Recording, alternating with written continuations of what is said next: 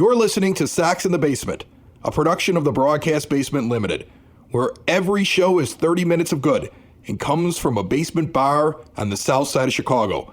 Pull up a stool, pour a cold one, and join us right now for Sox in the Basement. Heard everywhere podcasts can be found, and always at soxinthebasement.com.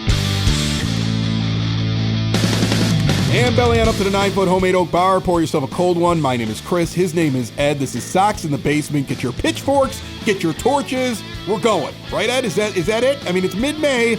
Adam Kaplan from Sox on 35th was giving me a hard time this week on Twitter. Do you still believe they're going to be 4 games up in first place by the All-Star game? And I was like, I don't know. It's getting a little shaky. You know, I don't know if it's time to bring them out in terms of marching on them with the pitchforks and torches, but if you wanted to start sharpening the pitchforks, that would be great. And as far as the torches, you know, let's start getting them ready, because you need multiple torches. In a pitchfork and torch situation, the big mistake most people make, not nearly enough torches. Torches burn out, man. They are not. It's not like a flashlight with a never-ending battery or something like that. There, you know, you got to be really fully prepared. So I think we're having a pitchfork sharpening and a torch-making party is what's going on at this point. Right. I mean, you got to make them properly. You don't want them to burn out. You want to have enough oil on the rags at the top of the torch if you're going with that kind of a torch. Enough rag. Yeah, you know? like an Indiana Jones type torch, or you can go with the traditional torch that you see basically when they storm Frankenstein's lair. I mean, there's lots of different kinds of torches we can go with. So we're in the planning phases right now of the pitchforks and the torches, and they would be justified. This episode, as in every episode of Sox in the Basement, brought to you by Family Waterproofing Solutions. Remember, you get money off if you mention us. They're available 24/7. They're keeping water out of your house. They're taking care of things like sump pumps, but also any cracks in the foundation. You got seepage coming through. You name it. If it has to do with your foundation, water getting into your home, your basement, anything going on around that level of the house, give them a call. They are so highly rated. They have won so many awards. They've been with us for years, and I hear nothing but good things whenever anybody mentions that they heard about them because of us and then went over there and got some work done or got an estimate or talked with them about their problem. 24/7, 365, 708-330-4466. See what a difference a family makes at familydry.com. What is the biggest problem in your mind with the team? It's offense, right? Yeah, it's offense. I mean, defense hasn't been. They're bad defensively, but they were bad defensively last year too. That's the little secret that nobody talks about is how bad of a team defense they had last year. We talked about that. We talked about that on this show. We talked about that when we talked about what they had to go and get in the offseason. But what did they do, really? They didn't really address it. They didn't. You know, A.J. Pollock is an upgrade, I suppose. But well, they gave 3 years and over $16 million to Leury Garcia to clearly make him the starting second baseman. And he's a below-average second baseman. He can't move laterally. Every time he's on the run, he can't make the play to first in time. He's always given an excuse like, oh, that was a tough play. But I bet Josh Harrison and Tim Anderson most times make those plays on the run. Yohan Moncada does. He's a subpar defensive player. You had the opportunity to go fix second base. You didn't do it. You went with Leury, and you signed Josh Harrison. And the moment it didn't start working for him, your manager couldn't wait to make Leury the starting second baseman. Oh, yeah, 100%. But offense is clearly the biggest problem, because you cannot take a game like the Sox had against Brady Singer, okay? Brady Singer was a highly touted prospect at one point, came up, was a Midland starter for the Royals, but he has owned the White Sox. And this year, he hasn't owned anybody. He barely owns his own underwear this year, because even in AAA, he was getting just absolutely crushed. And he comes up and he throws a game that makes him look like an all-star. All right, so let's try to find the problem, okay? I'm going to give you some theories as to why the White Sox are struggling offensively. You tell me how much you believe these to be reasons. You know, is it a major reason? Is it a minor reason? Is it a crackpot theory? That's what I want to do today, okay? You ready to play along? And then we got Scott Merkin coming on the show here, talking to us right after the series with the Royals ended before he jumped on the plane on Thursday evening. So we've got that on the show. We're going to find out what's going on with the team because he's right there embedded with them. So I'm going right to the source as we talk about a really rough stretch for the White Sox. But here we go. First theory. The baseballs are screwed up.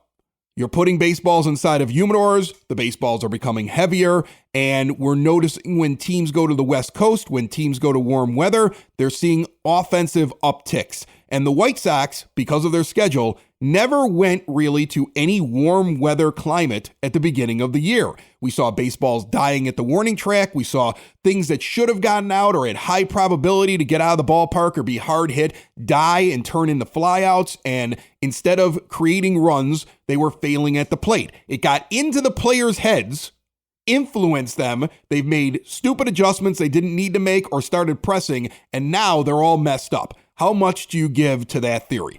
It's not an entirely crackpot theory, but at the same time, it's middle of May, and this isn't news anymore.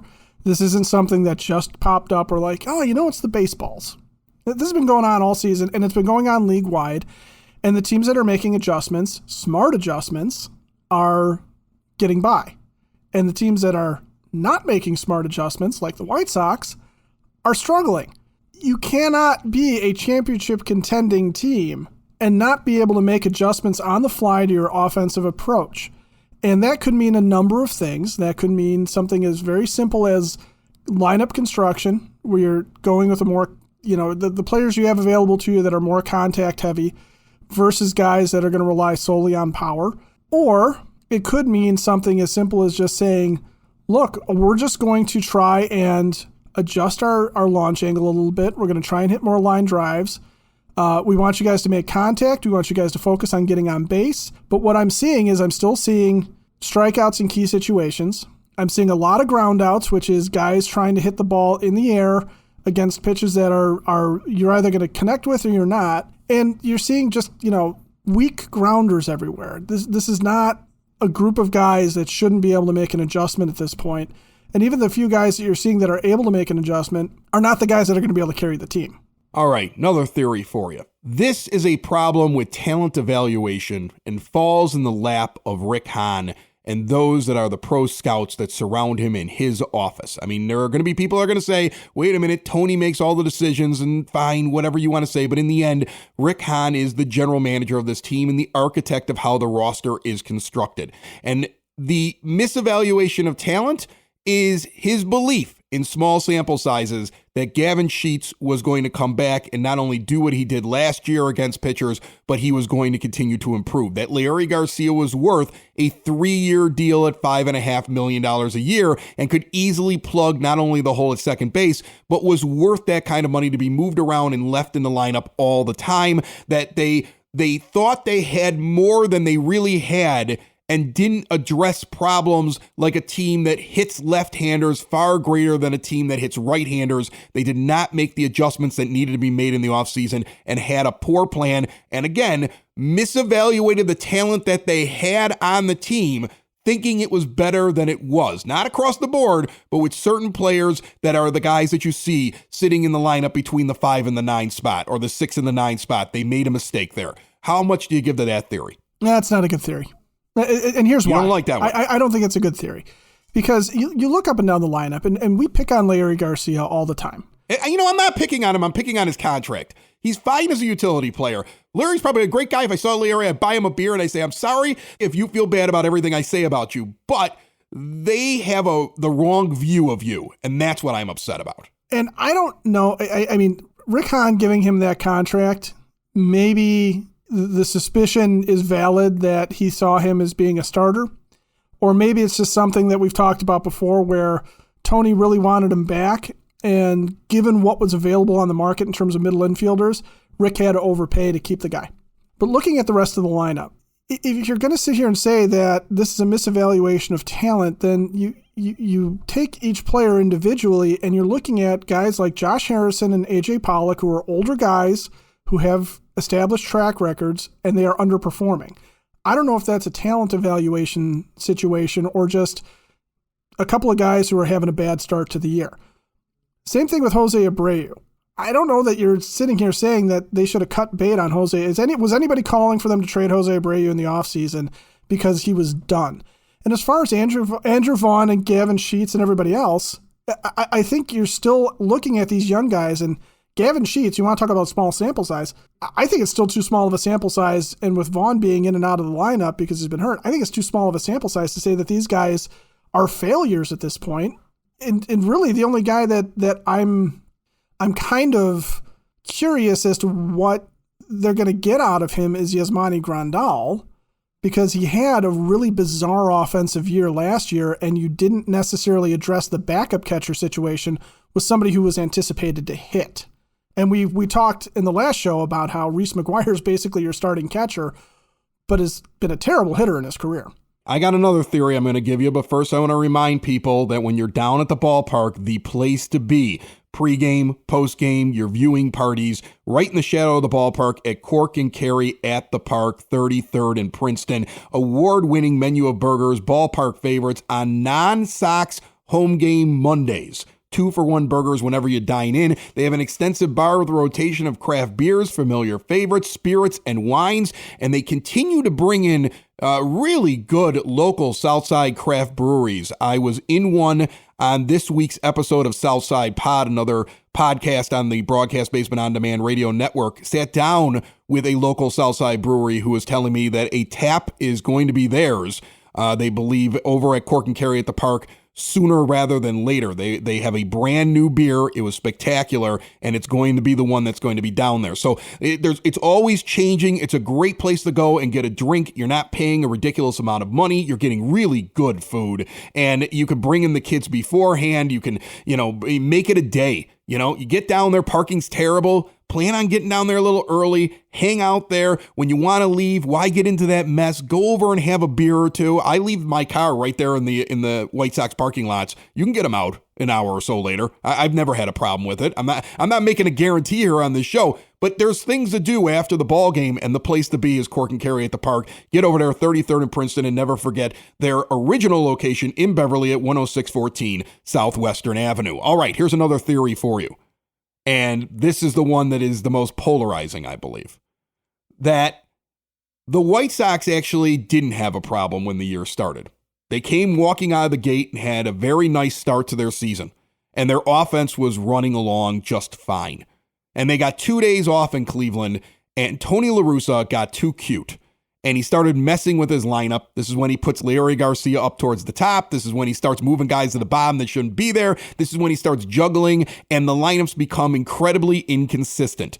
And due to the fact that the manager not only stopped that momentum by playing games with his lineup, but that he continues to play games with his lineup with his secondary leadoff position, which he tried again after we made fun of it. But then in the last game in Kansas City, suddenly Andrew Vaughn was not good enough to hit ninth. He's hitting seventh. He's never moving Jose Abreu, no matter how much that he struggles. He's stubborn to a fault, and that stubbornness of not putting guys in the right positions in the lineup, not giving protection to guys that might need protection, and not constructing things specifically for the day, but also providing consistency so guys can get going. And we've heard Frank Thomas talk about this, and Scott Podsednik talk about this, and I believe Gordon Beckham's talked about it, and Steve Stone is subtweeting people, and he's talking about it. There's an awful lot of people very close to this team who are questioning those lineups. So the onus on the offense falls on the manager. How much of it do you think actually falls on Tony La Russa? Well, the apologists will say that he doesn't swing a bat. This gets back to your first question about the ball and making adjustments. It's on the coaching staff to recognize what's going on and for them to put players in the best position to succeed that they can. Okay, so putting Leury Garcia in the 3-hole, the reason why we all kind of laughed at that was this is not a guy that belongs in the 3 slot in any lineup ever. He does not fit the profile of a number 3 hitter. And the reason why we're questioning keeping Abreu in his current position where he's always been, I understand the loyalty to the guy, but at the same time, clearly this is a player who is struggling mightily and may have lost a step. So why are we not protecting Luis Robert? Why are we not protecting Tim Anderson better?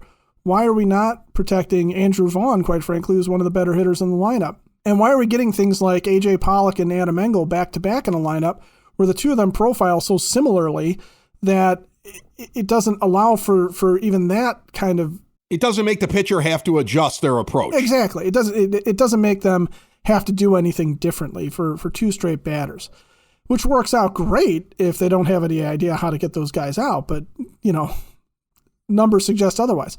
So I don't think that this is as much of a crackpot theory as it is something that people are noticing around this team right now, that whatever buttons and levers and other things that Tony's pulling, he's not really doing a great job of finding the right ones, because the more he has tinkered, the less successful he's been. And when he has found a modicum of success, he seems to want to still try and tinker with it even further, beyond something as simple as just saying, well, in this game, on this certain situation, Gavin Sheets should have a good game versus, say, Adam Engel.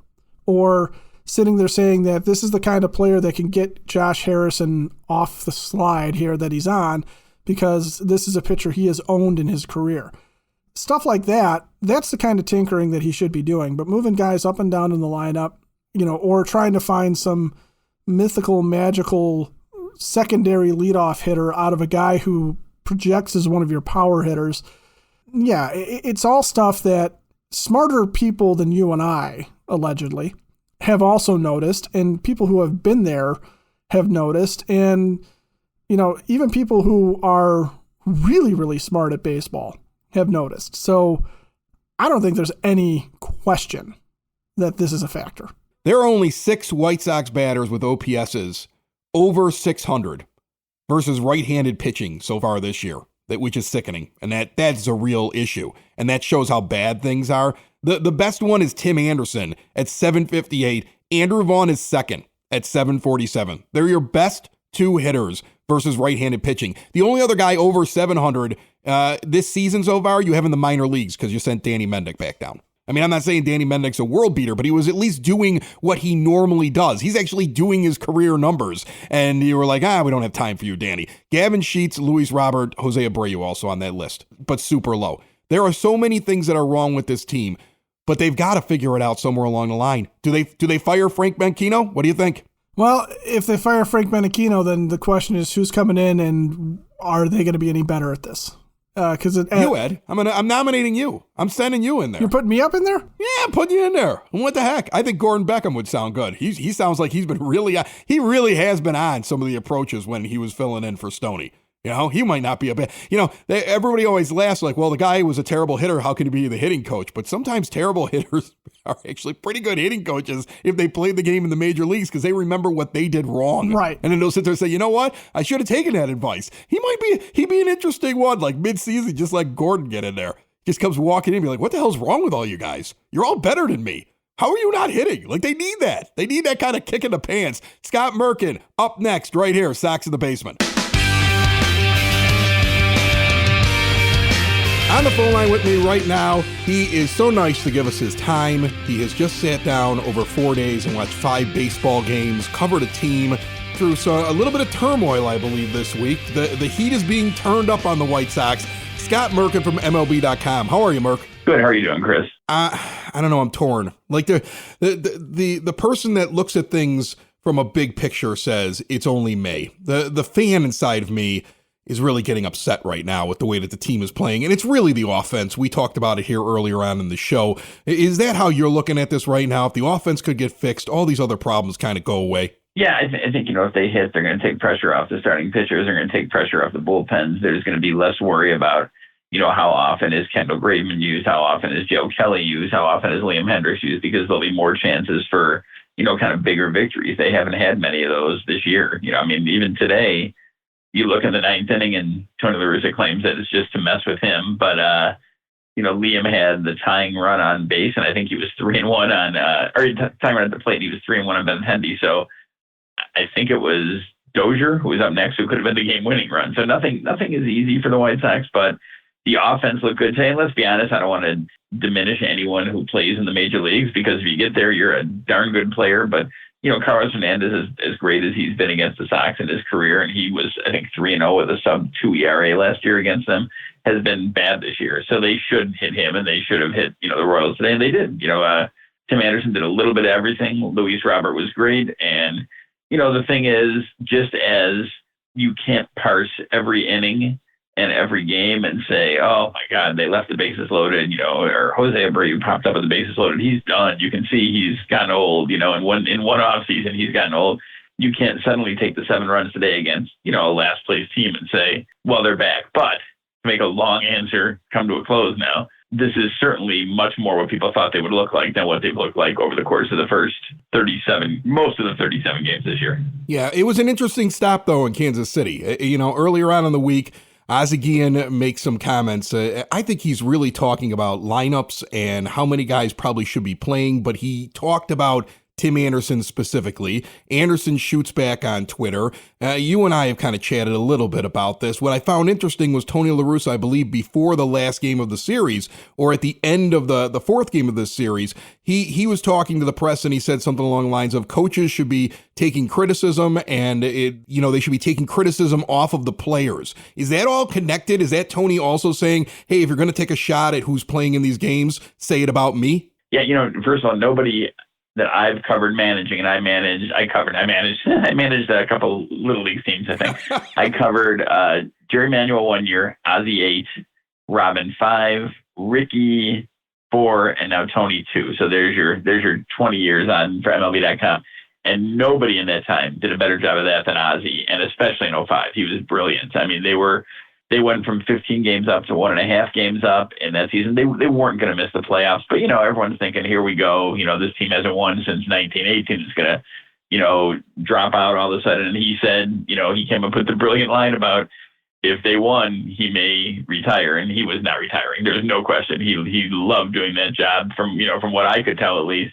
And I think, in the long run, it was much to do about nothing. Ozzie made a comment, but Tim has every right to perceive, to say that if he feels it was like, he should be out there playing more, as opposed to people were split on whether it was something about, Tony's lineups or whether Tim should be out there playing.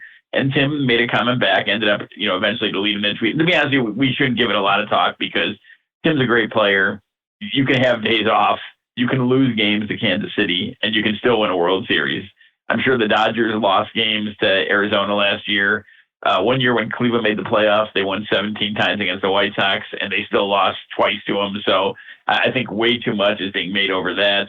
I think it was Ozzie doing his job as an analyst and Tim standing up for himself, which he does very well, and he should, because he's one of the – I still think he's an MVP candidate for, the American League in 2022 and beyond. He's that important and that good overall. Well, he's kind of driving the team right now. And he has. I mean, look at the Sox have I don't have it in front of me because I shut down my stuff, but they have a note on their front page about the record when he plays and when he gets 2 hits and when he gets 3 hits. I think last night was like just the 14th time in the last 47 games that he's had 3 hits since 2019 that they lost. So they're 33-14 when he gets 3 hits. And that's the highest total, by the way, of anyone in baseball since 2019. So Tim really has become kind of it sounds weird, but kind of an artist, kind of a craftsman with the bat out there. He knows exactly what he's doing. And he's told me before that, he studied. I see him before the game. I see him, doing his work and studying on the iPad. And he said he only looks at hits because in typical Tim fashion, Tim has a really good way of just kind of putting everything together for you and just saying it straight out. He said, why would I look at outs? Because I'm not doing well there. I'm going to look and see what I did well on the hit. So,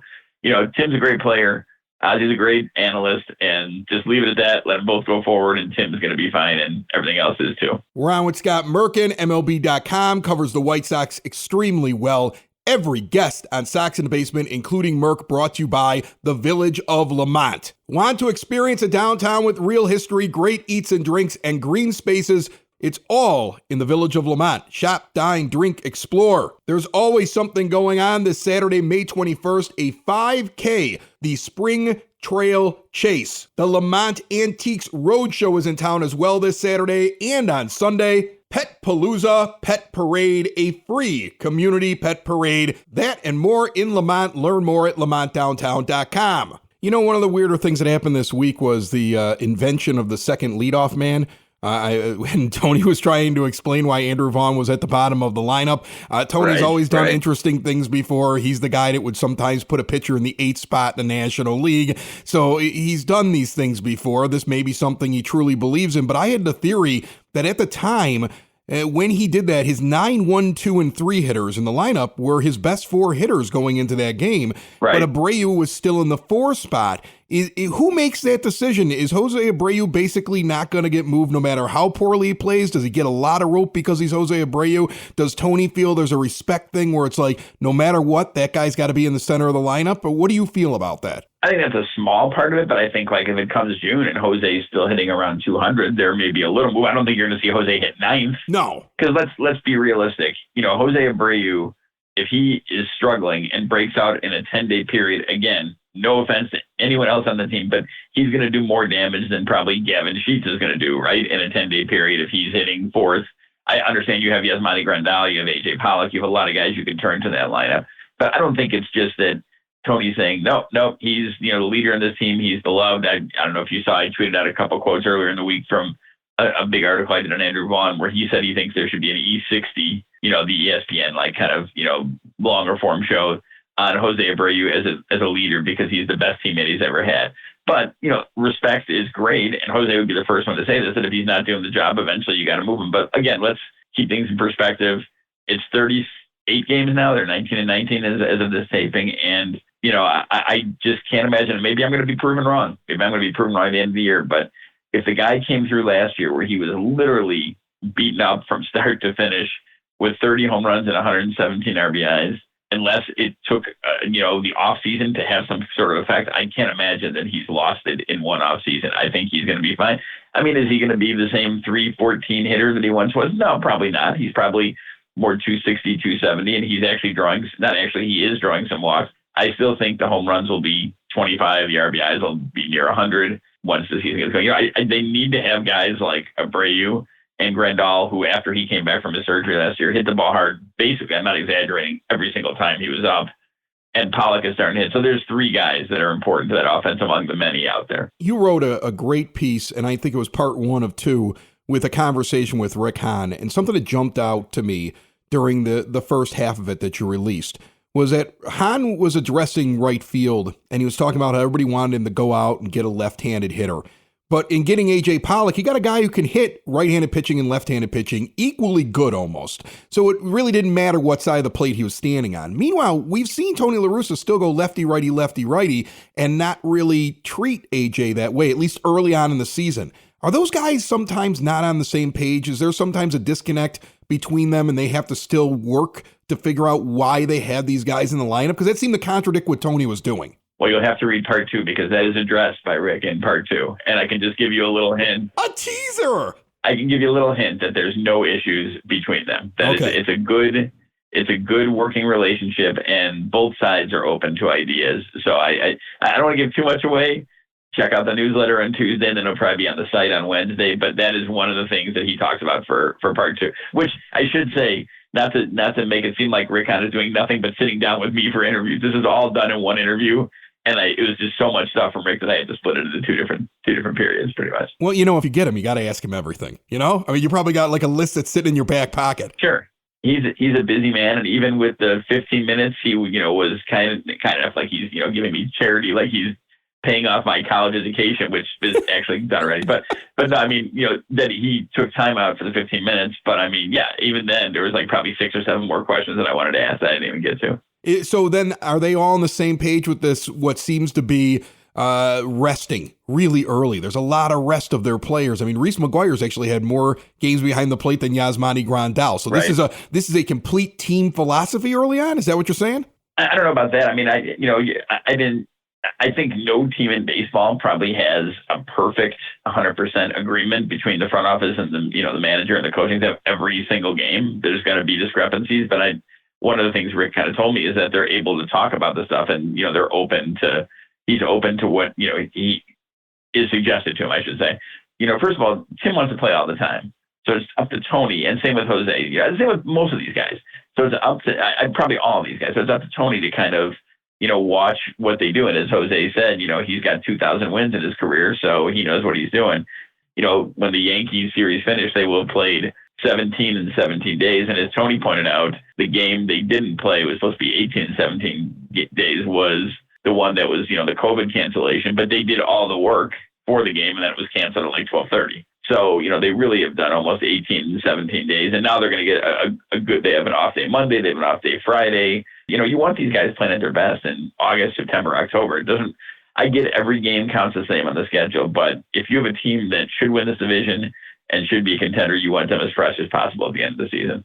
All right, we're heading to New York. It wasn't pretty when we saw the Yankees in Chicago, but I am encouraged by looking at how the pitching's set up. So before you leave us here this time, I'm curious your thoughts on the idea that Keuchel, who had success, he is a different type of pitcher. He's not a power pitcher anymore, and he's a ground ball pitcher. Cueto, who does things to mess up timing. He never looks the same pitch to pitch. And then the decision will be made based upon what's going on with Michael Kopech, if he will be able to come back from the paternity list. I know he's waiting for the birth of his child, or it will be Dylan Cease on Sunday. So you might see a different result from the pitchers this time around, right? Yeah, I mean, I was just saying, and I wrote this about, I'm really interested to see what Nestor Cortez looks like facing the Sox the second time in a week, because that was probably the best game I've seen pitch this year, what he drew against the Sox on Sunday. He was absolutely dominant in that game, aside from an Adam Engel home run he pulled down the left field line. And on the flip side of that, I'd like to see what Dallas Keuchel does, pitching for the second time against the Yankees also in a week. He pitched last Saturday, Cortez pitched last Sunday. So it's going to be very interesting to see how that plays out. And again, to go one step further, let's see what Johnny Cueto does. Johnny Cueto was so entertaining to watch on Monday, and I'm acting like, he's this new find for the White Sox. This is his 15th year, right? He's been doing this for almost 2 decades at this point. But, he was facing a team that's not very good on Monday, which is fine. You pitch against everyone and see what happens. But I want to now see what he does and how this plays against arguably the best offense in baseball right now, right? Either them, Houston, or the Dodgers, I guess. So it should be an interesting matchup. Should be an interesting weekend at Yankee Stadium. All right, Scott Merkin, I think his next thing that he'll be following, or at least somewhere down the line, he's going to start following a story about Dallas Keuchel trying to get more innings, because he's got to get to a certain point to make $20 million next year, Scott. And I already see that simmering. I think you're going to have more conversations with Dallas about I want more innings, don't you think? Well, he's talked about it, but I mean, none of us have really gone into that, because I think he's a competitor. This is what he wants to do. Now, of course, anyone who has that out there, it's going to be in your mind, right? I mean, it's not like if he gets to 160 innings, he's going to get $35, right? So I mean, it's going to be in your mind. But I think right now it really is, for the most part, based on him wanting to do his job and be given the chance to show that he can go deeper than what he has. But it's going to be interesting how this whole rotation plays out. When Kopech is back from paternity leave, Lance Lynn is back in June after the knee surgery, and just see how they were. And they got a nice look at Davis Martin the other night, who could be someone who could factor in somewhere on the pitching staff before the season's over. Scott Merkin writes for MLB.com. He covers the White Sox. He does it really well. He gives us great information, and he's nice enough to take time out at the end of a very busy several days before he gets on a plane and goes and follows them in another town. He's on his way to the Big Apple. Follow him at Scott Merkin on Twitter. Check him out on MLB.com. Thanks so much, Merk. Okay, Chris, anytime. Take care. Sox in the basement. Sox in the basement. Sox in the basement. Sox in the Basement. Heard everywhere podcasts can be found, and always on soxinthebasement.com.